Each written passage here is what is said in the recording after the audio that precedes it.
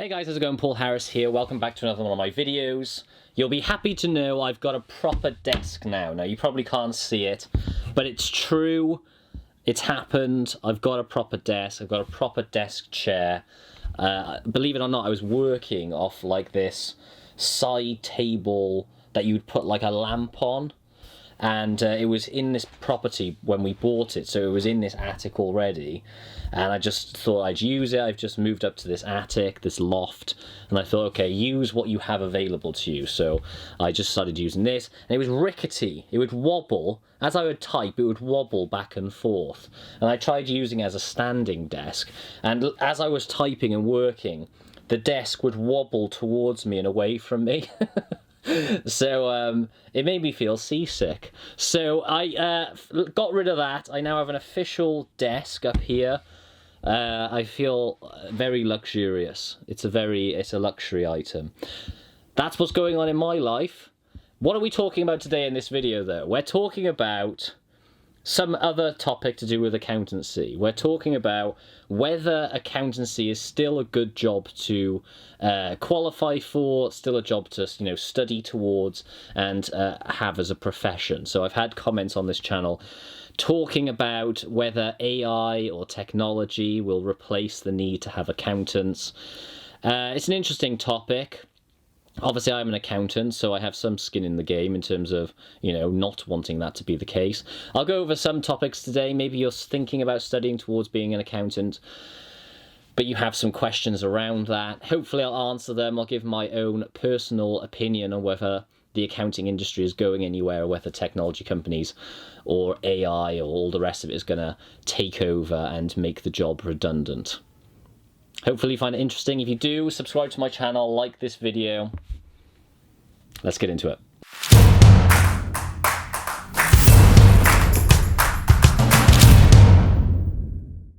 Okay, so is AI going to take over or technology or big tech going to take over the accounting industry? Well, in order to understand whether it will, you sort of have to understand how broad the accounting profession is.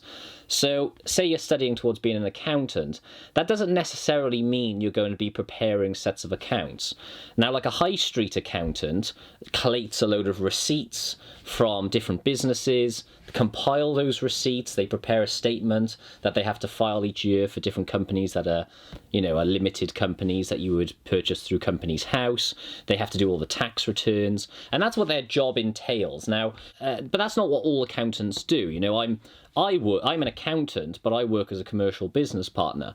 So really, I don't even touch sets of accounts. I barely touch accounting terminology. So I deal with some accruals, but that's pretty much the extent of it. I don't think about prepayments or journals very often. That's not really my day-to-day job. That's sort of, if you're a corporate accountant, really that means you're, it's like a bigger version of being a high street accountant, where you're not just an individual preparing a set of accounts for a small practice. You're now like in an accounts department doing everything in-house. So you're preparing a set of accounts, you're analysing data for large companies. So that's sort of what a corporate accountant would do. Whereas I'm sort of off to the side of that, whereas I work with commercial teams within a company to aid them in whatever they need to do to make their role more effective. And the whole point of what I'm saying there is that the accounting profession is a very broad one. So when people ask about, is technology, is AI going to take over accountancy, it's too broad to review. Whenever you're thinking about AI, you're thinking about tech or new technologies taking over, you have to program it and make it cost effective for a certain process.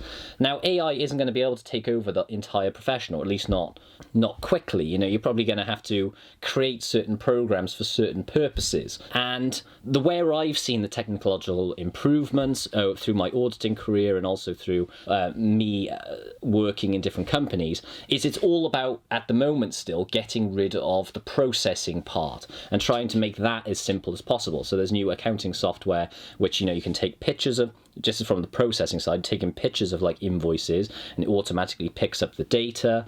You have systems that work with big data, so obviously there's no manual, anything that's trying to reduce the manual input. Same with posting journals, that might be done in a more automated fashion with bulk journals. So that's where I see technology taking over. Now, you have to match that with outsourcing taking out a lot of that processing. So a lot of the companies I've worked for, or companies that I've audited, there's a big push to move anything that's a processing part to offshore. So to get people who work at a cheaper rate, who can do mass standardization of certain processes, and can do that in some country other than, say, the UK, somewhere where the labour's cheaper. So those are the sort of things that are taking over in terms of technology and in terms of like offshore working. Those are the sort of roles, anything that's to do with processing. Now, what does that leave you with? Well, it leaves you with the more interesting parts of the job, but it also leaves you in a position where you have to be a greater ability at being sort of having a broader range of skills, because now the processing part's taken away. It frees up more time for you to do more effective work on, say, forecasting, decision making, moving projects forward, deciding what to do now. You free up a lot of time, but with that time you obviously have to be probably a more dynamic worker and have a broader range of skills to be able to fit in within a workplace. And I had a CFO once, he was actually a deputy CFO, who answered one of these questions to do with, moving technology. And I was working in a company where they were moving a lot of the processing offshore, and they were, updating their systems, and people were concerned about their jobs. And he said, as long as you're prepared to keep moving with the times and not just get stuck in a routine where you want to come to work every day and just do the same thing you did yesterday, as long as you're prepared to keep learning and moving forward and adapting to the changing environment, then you don't have to worry about your job not being secure. The only time you need to worry is when you get set in your ways and are reluctant to move and change with the times. Like, anytime there's been a technological advancement, it has got rid of certain roles, that's true, but it's left, it's freed up time to work on more meaningful work, and normally it's these tools are there to aid people, as opposed to get rid of everyone altogether. If I'm thinking about my job security, because that's really what it comes down to, do I feel like the path that I've chosen as being a qualified accountant and working as a commercial business partner, do I feel like I still have job security, or am I worried that in 10 years' time there won't be a job available to me? And I'm not worried. I don't. Maybe I'm in a fortunate position where I'm already a qualified accountant and have sort of made my way up the remedial roles that maybe will get rid of first, the roles that you don't need advanced understanding of, the roles with the least amount of knowledge needed is the roles that get rid of first, the processing roles. So maybe it's that I'm already in that lucky position where I'm already qualified and have a certain broad skill set, but I don't feel like the role I'm doing now is anywhere near being taken over by technology. Now, of course, I don't have a thorough understanding of AI and its possibilities and what it's capable of doing, but I imagine even if it is capable of doing it, it's there not to just completely get rid of the sort of job, but to aid in making better decision making. And I'd like to think that I would be in a position where, if that technology was ever, or if there was any system that was ever so advanced, that I would still, having a finance background, have like a skill set needed within a company to make the correct decisions from a financial perspective. And I don't think when people are studying to be an accountant that they're really studying because they want a highly processed job where every day they're just posting the same journals or recording the same invoices and just manual entry. That's not what people go into finance or go into accounting to know about. They want to know, like, from a financial perspective, how businesses are run and what is the key drivers of certain businesses to generate revenue and to generate growth, and understand, the one pillar of how a business operates. You can't. A lot of businesses fail, and the reason why they fail is because they don't have a key, understanding of the financial sides of a business. Lots of businesses are probably run with, you could you could start a business today where you pay £2 to sell a product for £1. You just pay heavily on advertising, but that business isn't going to be a successful business unless it's a technology business.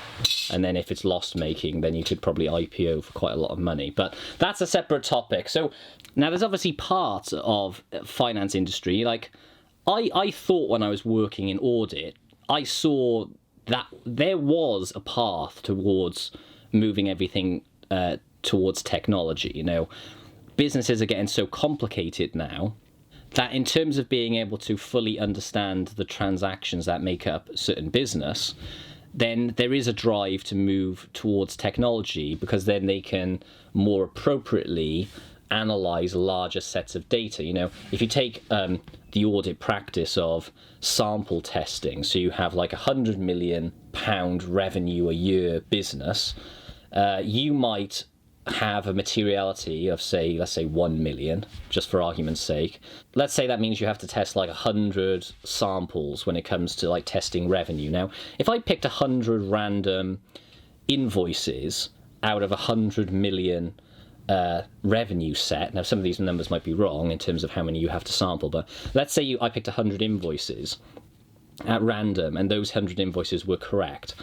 It's not appropriate really for me to say that the whole revenue sample is correct. You know, you're going to be missing a lot of detail there, and that's probably where a lot of the mistakes are made, is around this leeway in terms of auditing. You know, sample testing, people sample testing probably around samples that are incorrect. That must be something that happens within the audit practice. You know, what does this come round to again? It comes round to using technology to be able to more appropriately test samples. So in PwC, we were moving into testing, say, journals in a lot more automated and technology fashion, where we put every single transaction that the company makes into this system, and then it tracks exactly where every transaction is going to on the general ledger, and you can start putting, you know, criterias that you think are appropriate to test that sample. So for instance, you know, does a receivable item not go to revenue or cash? You know, because